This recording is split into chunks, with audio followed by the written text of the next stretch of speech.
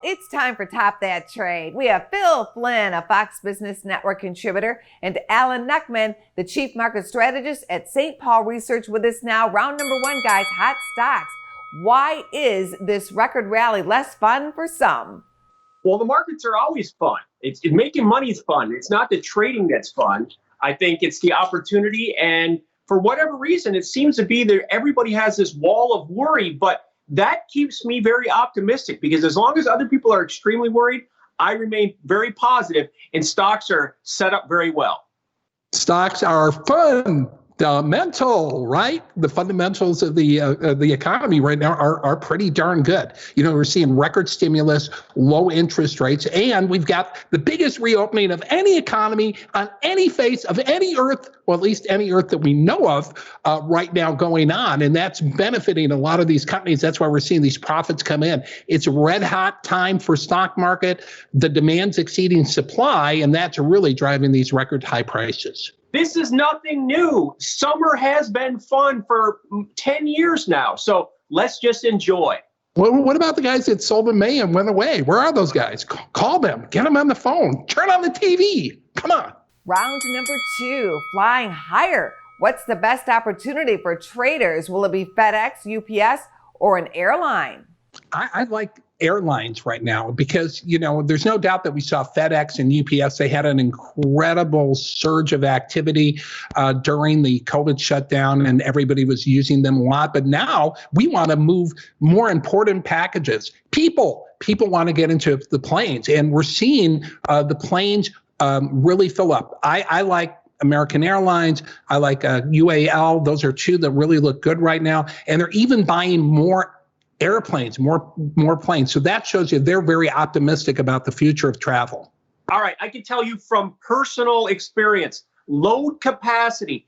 Airlines have not adjusted to the new normal and more people are flying. You can't get a seat. You can't get a flight. So what that's going to mean is that's going to be pricing power and they're going to be able to raise prices. The stock I like is loved. The stock I love is loved, Southwest Airlines. It was about 20% off its high. So I think that's going to make some healthy rebound there. But airlines have pulled back, as you saw that they were hot for a while. Now they're not. I think it's time to get in on that rotation. Yeah, and when you can't get a seat, the odds of getting free peanuts go down as well. I'm just saying. Round number three, billion-dollar lesson. Tech mogul Peter Thiel turned a Roth IRA into a $5 billion tax-free account. What takeaways do you have for investors? Well, first of all, my lesson is to be connected to very influential people that will let you into special deals. But if that can't happen, you've got to be disciplined. And the point is he took money, after-tax money, and he put it in. So now he's not going to have to pay tax on this when he pulls it out, which is, you know, quite a trade. But, you know, you've got to think long-term and be disciplined. Just remember, the market, you know, if you can look historically, has continued to go up. So you cannot ignore the stock market as an investment vehicle. And sometimes people do that out of fear, but you got to think longer term. You know, and some people are complaining that this guy made a whole bunch of money and that he's not being taxed on it, billions, but he was smart about it. And I think the lesson for people is that, hey, don't get mad, try to do the same thing. You know what? Because listen, I think there's not a lot of people that are involved in the stock market. They should be in their 401ks. If they're not maxing them out, they probably should be. And here's a lesson. And, you know, I don't think people should get mad at him because he was smart enough to make a lot of money in the market.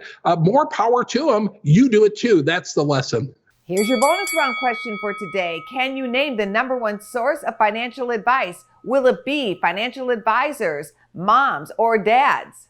I thought it was this TV show. Top That Trade. Oh, I'm sorry. It isn't. I thought it was from Angie Miles. Angie Miles is the answer. Angie Miles. Is it Angie?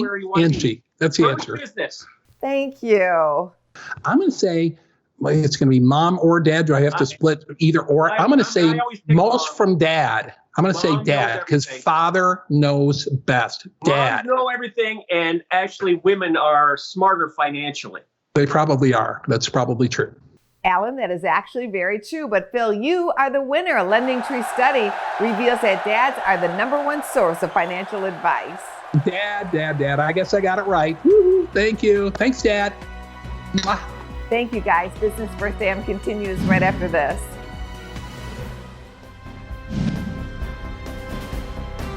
Go to businessfirstam.com for where to see our show on TV.